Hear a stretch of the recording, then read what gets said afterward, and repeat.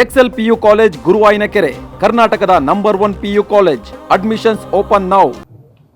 ಸಿದ್ದರಾಮಯ್ಯನವರು ವಿಬಿಜಿ ರಾಮ್ಜಿ, ಇನ್ನು ಕೇಂದ್ರದಲ್ಲಿ ನರೇಂದ್ರ ಮೋದಿಜಿಯವರು ಸುಧಾರಣೆಗಳನ್ನ ತಂದು ಮನ್ರೇಗಾವನ್ನ ವಿಬಿಜಿ ರಾಮ್ಜಿ ಮಾಡಿ ಈ ದೇಶದ ಬಡವರಿಗೆ, ಕಾರ್ಮಿಕರಿಗೆ ಅನುಕೂಲ ಆಗಬೇಕು ಅಂತ ಹೇಳಿ ಒಂದು ಕಾಯ್ದೆಯನ್ನು ಏನು ತಂದಿದ್ದಾರೆ, ಇದನ್ನ ಚರ್ಚೆ ಮಾಡಬೇಕು ಅಂತ ಹೇಳಿ ಆ ನೆಪದಲ್ಲಿ ಒಂದು ವಿಶೇಷ ಅಧಿವೇಶನವನ್ನ ಕರೆದು ಒಂದು ರೀತಿ ಬಿಜೆಪಿ ನೇತೃತ್ವದ NDA ಸರ್ಕಾರದ ವಿರುದ್ಧ ದ್ವೇಷ ಸಾಧಿಸೋದಕ್ಕೆ ಇವತ್ತು ಈ ಕಾಂಗ್ರೆಸ್ ಸರ್ಕಾರ ಹೊರಟಿದೆ. ಶಾಸನ ಸಭೆಯ ಒಂದು ಪಾವಿತ್ರ್ಯತೆಯನ್ನ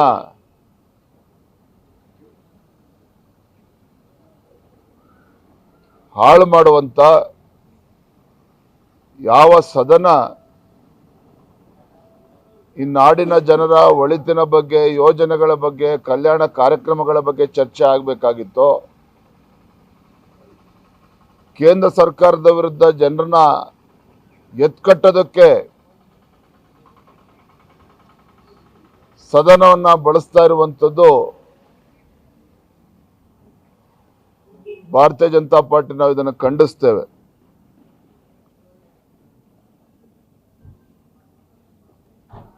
ಸಂವಿಧಾನದ ಬಗ್ಗೆ, ಒಕ್ಕೂಟದ ವ್ಯವಸ್ಥೆ ಬಗ್ಗೆ ಪದೇ ಪದೇ ಮಾತನಾಡ್ತಕ್ಕಂಥ ಸಿದ್ದರಾಮಯ್ಯನವರು ಒಕ್ಕೂಟ ವ್ಯವಸ್ಥೆನ ಹಾಳು ಮಾಡುವಂತ ಒಂದು ಕುತಂತ್ರವನ್ನ ನಡೆಸ್ತಾ ಇರುವಂಥದ್ದು ಮೇಲ್ನೋಟಕ್ಕೆ ಗೊತ್ತಾಗ್ತದೆ. ನಾಡಿನ ಹಿತವನ್ನ ಮರೆತು ಪದೇ ಪದೇ ಕೇಂದ್ರ ಸರ್ಕಾರದ ವಿರುದ್ಧ ವಿಷ ಕಾರುವಂತ ರಾಜ್ಯದ ಮುಖ್ಯಮಂತ್ರಿಗಳು ಈ ರಾಜ್ಯದ ಒಳಿತಿನ ಬಗ್ಗೆ ಚಿಂತನೆ ಮಾಡದೇನೆ ಜನರನ್ನ ಎತ್ತಿ ಕಟ್ಟುವಂಥದ್ರಲ್ಲೇ ಕಳೆದ 2.5 ವರ್ಷವನ್ನ ಕಳೆದಿದ್ದಾರೆ ಅನ್ನೋದು ಸತ್ಯ. ನನಗೆಲ್ಲೋ ಒಂದು ಕಡೆ ಅನ್ನಿಸ್ತಾ ಇದೆ, ಸಿದ್ದರಾಮಯ್ಯನವರು ಚಾಣಾಕ್ಷ ನಡೆಯನ್ನ ಮಾಡ್ತಾ ಇದ್ದಾರೆ, ಅನುಸರಿಸ್ತಾ ಇದ್ದಾರೆ. ಒಂದು ಕಡೆ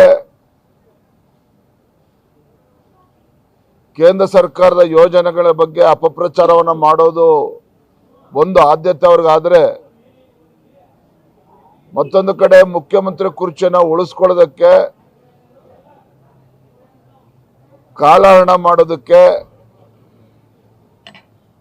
DK ಶಿವಕುಮಾರ್ ಕೈ ಕೊಡೋದಕ್ಕೆ ಈ ಸದನವನ್ನ, ಈ ಅಧಿವೇಶನವನ್ನ ಬಳಸ್ತಾ ಇದ್ದಾರೆ ಅನ್ನೋದು ರಾಜ್ಯದ ಜನ ಚರ್ಚೆ ಮಾಡ್ತಾ ಇದ್ದಾರೆ.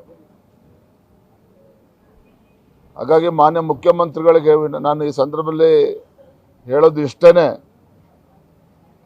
ನಿಮ್ಮ ಸರ್ಕಾರ ಬಂದು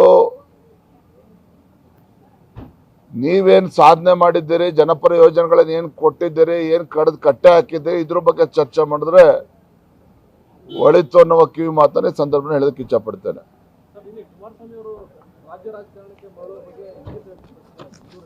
ತಪ್ಪೇನಿದೆ? ಕುಮಾರಸ್ವಾಮಿ ಅವರು ಮುಖ್ಯಮಂತ್ರಿಗಳಾಗಿ ಈ ನಾಡಿಗೆ ಅವರದೇ ಆದಂಥ ಒಂದು ಕೊಡುಗೆಯನ್ನು ನೀಡಿದ್ದಾರೆ. ಮತ್ತೆ ರಾಜ್ಯ ರಾಜಕಾರಣಕ್ಕೆ ಬರ್ತೇನೆ ಅಂತ ಹೇಳಿದ್ರೆ ಅದ್ರಲ್ಲಿ ತಪ್ಪೇನಿದೆ?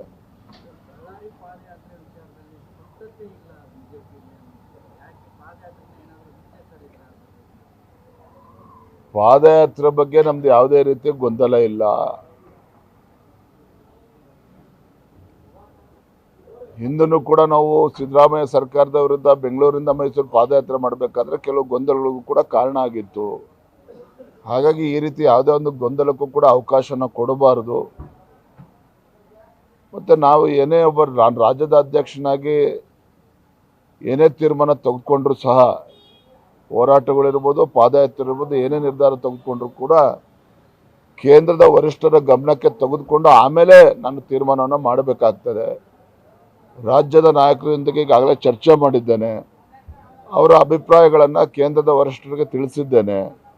ತಮಗೆ ಗೊತ್ತಿದೆ 19-20ನೇ ತಾರೀಕು ಹೊಸ ಒಂದು ರಾಷ್ಟ್ರೀಯ ಅಧ್ಯಕ್ಷರ ಒಂದು ಆಯ್ಕೆ ಪ್ರಕ್ರಿಯೆ ನಡೀತಾ ಇರುವಂಥ ಸಂದರ್ಭದಲ್ಲಿ ಬಹುಶಃ ತಡ ಆಗಿದೆ.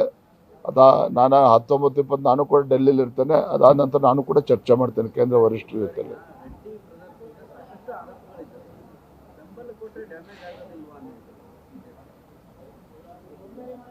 ಇದೆಲ್ಲವೂ ಕೂಡ ಎಲ್ಲಿ ಚರ್ಚೆ ಮಾಡ್ಬೇಕಲ್ಲಿ ಚರ್ಚೆ ಮಾಡ್ತೇವೆ. ಅದೇ ಪಾದಯಾತ್ರೆ ಬಗ್ಗೆ ಸೀಮಿತವಾಗಿ ಹೇಳೋದಾದರೆ ನನ್ನ ವೈಯಕ್ತಿಕವಾಗಿ ನಂದು ವಿರೋಧ ಏನಿಲ್ಲ. ನಾನು ಅವತ್ತು ಕೂಡ ಹೇಳಿದ್ದೇನೆ, ಇವತ್ತು ಮತ್ತೆ ಸ್ಪಷ್ಟಪಡಿಸ್ತಾ ಇದ್ದೇನೆ.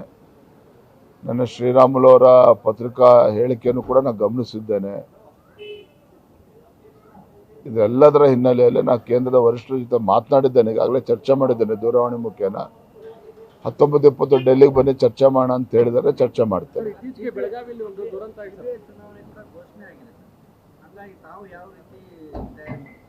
ಏನಣ್ಣ ಮಾಡ್ತೀವಲ್ಲ, ಸ್ಟ್ರಾಟಜಿ ಮಾಡ್ತೀವಿ, ಪ್ಲಾನ್ ಮಾಡ್ತೀವಿ.